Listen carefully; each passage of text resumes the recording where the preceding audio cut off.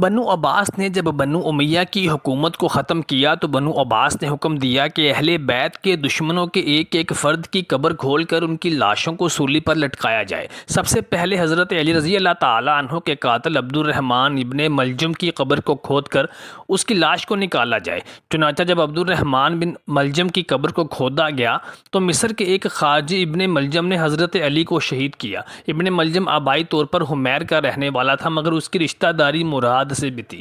سلطنت نجد کی شاخ کندہ کے قبیلہ بنی جبالہ کے ساتھ بھی قرابت داری تھی۔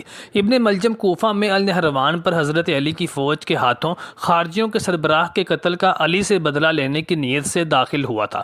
کوفہ میں اس کی ملاقات قبیلہ تمیم الرباب کے 10 لوگوں سے ہوئی، جن میں ایک عورت قطام بھی شامل تھی۔ یہ لوگ حضرت علی سے اپنے رشتہ داروں کی موت کا بدلہ لینے کو اکٹھے ہوئے تھے۔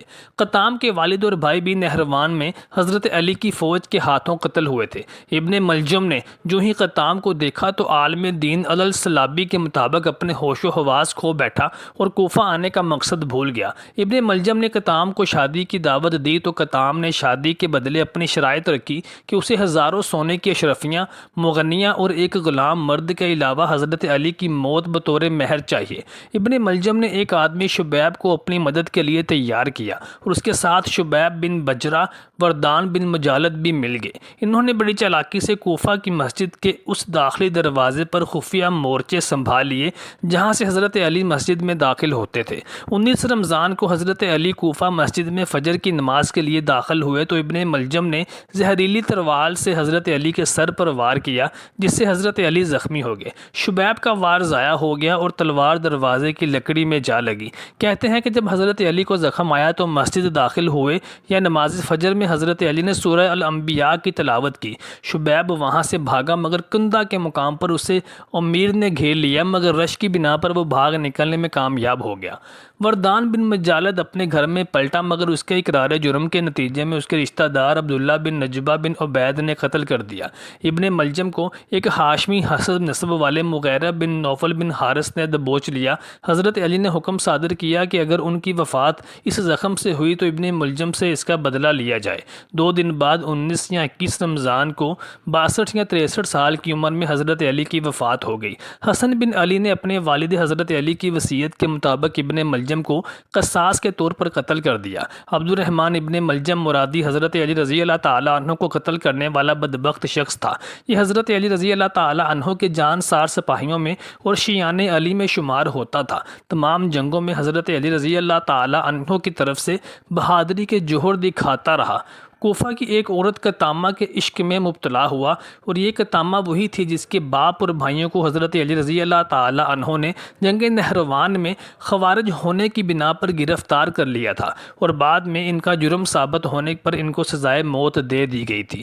یہ حضرت علی رضی اللہ تعالیٰ عنہ سے بغض اور دشمنی اپنے دل ہی دل میں پال رہی تھی۔ اس نے حضرت علی رضی اللہ تعالیٰ عنہ کے قتل کا منصوبہ بنایا اور اس کو عملی جامہ پہنانے کے لیے عبد الرحمن ابن ملجم مرادی کا استعمال کیا۔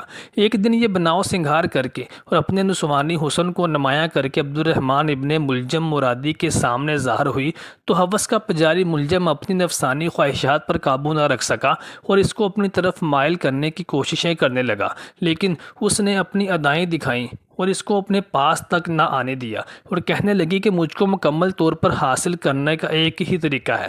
عبد الرحمن ابن ملجم نے کہا، بتاؤ کتنی دولت چاہیے؟ عبد الرحمن ابن ملجم ایک امیر خاندان کا اکلوتا وارث تھا۔ اس نے کہا کہ جائیداد اور دولت کی دھونس مجھ پر نہ جماؤ، میرے جسم کو پانے کی قیمت بہت زیادہ ہے۔ ملجم نے کہا، بتاؤ کیا قیمت ہے؟ تو کہنے لگی، اگر مجھ کو حاصل کرنا چاہتے ہو تو علی ابن ابی طالب کو قتل کر دو۔ قطامہ حضرت علی رضی اللہ تعالیٰ عنہ سے بے پناہ عقیدت اور لگاؤ رکھتا تھا اور حضرت علی رضی اللہ تعالیٰ عنہ کے جانسار شیعان میں بھی شمار ہوتا تھا۔ قطامہ کے منہ سے یہ الفاظ سن کر ابن ملجم ایک دم دہل گیا، لیکن قطامہ اس کو برابر اپنی ادائیں اور اپنا جسم اور اپنی زیب و آرائش دکھاتی رہی اور اس کو جام پر جام پلاتی رہی۔ وہ قطامہ کو حاصل کرنے کے لیے نفسانی خواہشات کے ہاتھوں مجبور ہوا اور حضرت علی رضی اللہ تعالیٰ عنہ کے قتل کی حامی بھر لی۔ انہی دنوں 3 مزید خوارج اس کو ملے جو عمر بن عاص معاویہ بن ابی سفیان کے قتل کی منصوبہ بندی کر رہے تھے، اور انہوں نے عبد الرحمن ابن ملجم کو کہا کہ ہم دونوں معاویہ بن ابی سفیان اور عمر بن عاص کا کام تمام کریں گے اور تم نے حضرت علی رضی اللہ تعالیٰ عنہ کا کام تمام کرنا ہے۔ یہ مان گیا۔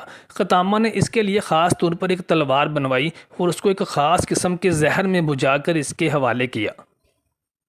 کچھ روایات کے مطابق جنگ نہروان کی شکست کے بعد متعدد خارجیوں نے مکہ مکرمہ میں ملاقات کی اور 40 ہجری کی جنگ نہروان پر تبادلہ خیال کیا، جس میں خارجیوں کے سینکڑوں ساتھی حضرت علی کی فوج سے علیحدگی کے بعد حضرت علی کی افواج کے ہاتھوں مارے گئے۔ صرف 9 آدمی خوارج کے زندہ بچ کر فرار ہوئے، باقی سب کے سب میدان جنگ میں مارے گئے۔ ان 9 خارجیوں میں سے 3 خارجیوں نے اسلام کے تینوں رہنماؤں کے قتل پر ایک دوسرے کو راضی کیا۔ جن 3 لوگوں کو قتل کرنا تھا ان میں علی المرتضیٰ، معاویہ بن ابی سفیان اور عمر بن عاص کے نام شامل تھے۔ ابن ملجم نے حضرت علی کو، حجاج بن عبداللہ برق نے امیر معاویہ کو اور عمر بن بکر تمیمی نے عمر بن عاص کو شہید کرنے کا ذمہ لیا۔ تینوں نے تجویز کے مطابق ایک ہی دن فجر کے وقت وار کرنا تھا۔ جنوری 661 کو مسجد میں کوفہ میں فجر کی نماز کے دوران میں سجدہ کرتے ہوئے عبد الرحمن ابن ملجم نے حضرت علی ابن ابی طالب پر حملہ کیا اور ابن ملجم کی زہر آلود تلوار سے حضرت علی زخمی ہو گئے۔ حضرت علی کے لیے طبی علاج معروف حکیم اسیر بن عمر الساکونی نے کیا، تاہم 3 دن بعد 21 رمضان المبارک 40 ہجری یعنی 28 جنوری 661 کو علی المرتضیٰ رحلت فرما گئے۔ حضرت علی کے وصال کے 3 دن بعد حضرت علی کے بیٹے حسن ابن علی نے خود ابن ملجم کو قتل کیا۔ یہ 40 ہجری کا واقعہ ہے۔ جنگ صفین کے بعد جب حضرت علی نے معاویہ کے ساتھ جنگ بندی کا معاہدہ کیا تو حضرت علی کی فوج کے ایک گروہ نے جنگ بندی سے انکار کیا۔ اس گروہ کو بعد میں خارجی کہا گیا۔ انہوں نے دینی معاملات میں انسانی فیصلے کو غلط قرار دیا اور کہا کہ فیصلہ صرف اللہ کا ہی ہوگا۔ 658 میں انہوں نے بیعت کی خلاف ورزی کی اور بغاوت کرتے ہوئے اعلان کیا کہ جو مسلمان ان کا ساتھ نہ دے گا وہ اسے قتل کر دیں گے۔ حضرت علی نے نہروان کی جنگ میں انہیں شکست دے دی تھی۔ حضرت علی رضی اللہ تعالیٰ عنہ کی خلافت کے دوران میں خوارج کا قتل سب سے مشکل ترین مرحلہ تھا کہ معاویہ بن ابی سفیان کے خلاف جنگ کے دوران میں وہ حضرت علی کے سب سے پکے حمایتی تھے۔ ابن ملجم نے 2 اور افراد برق ابن عبداللہ اور عمر بن بکر تمیمی کے ساتھ مکہ میں ملاقات کی اور عمرے کے بعد طویل بحث کی۔ انہوں نے طے کیا کہ مسلمانوں کی موجودہ حالت زار کا سبب حضرت علی، معاویہ بن ابی سفیان اور عمر بن عاص ہیں، جو ان کے خیال میں غلطی پر تھے۔ انہوں نے ان تینوں کو قتل کرنے کی قسم اٹھائی تاکہ نہروان پر اپنے ساتھیوں کے قتل کا بدلہ لے لیا جائے۔ انہوں نے مطلوبہ تاریخ پر اتفاق کیا اور اپنے اپنے ہدف چن لیے۔ اس بارے میں 2 مختلف روایات پائی جاتی ہیں کہ حضرت علی کی شہادت سے قبل ان کو اپنے انجام کا علم ہو چکا تھا۔ یہ پیشگی علم یا تو انہوں نے خود کسی طور پر دیکھ لیا تھا یا پھر انہیں پیغمبر اسلام نے اس کے بارے میں بتایا تھا۔ متعدد روایات کے مطابق حضرت علی رضی اللہ تعالیٰ عنہ کے سر سے بہتا خون ان کی داڑھی کو رنگ رہا تھا، جو انہیں یا تو خود علم ہوا یا پھر پیغمبر اسلام نے بتایا۔ ایک اور روایت کے مطابق قدمہ میں سب سے برا شخص وہ تھا جس نے پیغمبر حضرت صالح علیہ السلام کی اونٹنی کو ہلاک کیا تھا، اور موجودہ انسانوں میں سب سے برا شخص وہ ہوگا جو حضرت علی بن ابی طالب کو قتل کرے گا۔ قتل کی رات حضرت علی نے بتا دیا تھا کہ ان کا وقت آن پہنچا ہے، اور بعد میں ان کی بات پکی سچ ثابت ہوئی۔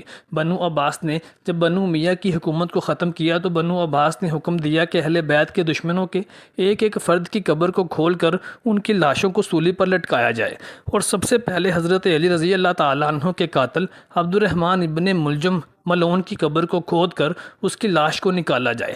چنانچہ جب عبد الرحمن ابن ملجم مرادی کی قبر کو کھودا گیا تو اس کے اندر سے اس کی لاش کی بجائے صرف سانپ، بچھو اور اژدہے ہی برآمد ہوئے اور اس کی لاش نہ مل سکی۔ اللہ تعالیٰ سے دعا ہے کہ اللہ تعالیٰ ہمیں پکا اور سچا محب اہل بیت بنائے اور ہمارا خاتمہ بھی ایمان پر فرمائے۔ آمین۔